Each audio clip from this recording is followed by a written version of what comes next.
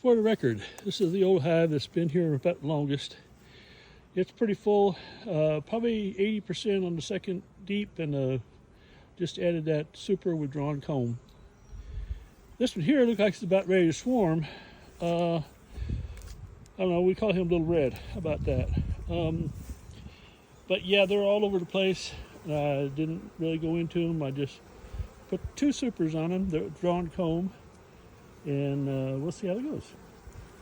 These here I haven't messed with. I haven't done anything with this one. It does have some activity.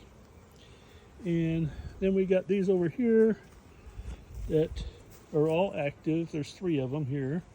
So they're facing opposite directions. But yeah, they're active.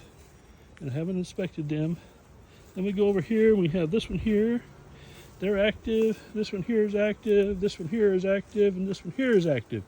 Now this one is a tall one, and it was jam-packed with bees. So I put 2 supers on it, they're drawn comb. And this one here also, well, this is it was a single deep, but it's about 90%, maybe 85, 80.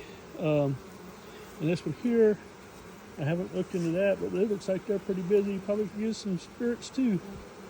Use some spirits, yeah, right. Some supers too.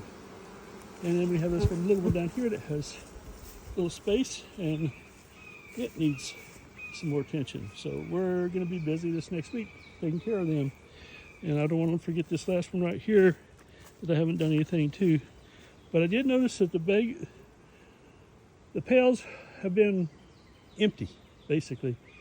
So I have to decide what to do on those. Whether to add, I think I'll just add supers. I'll probably forget about feeding at this point. They're doing really well.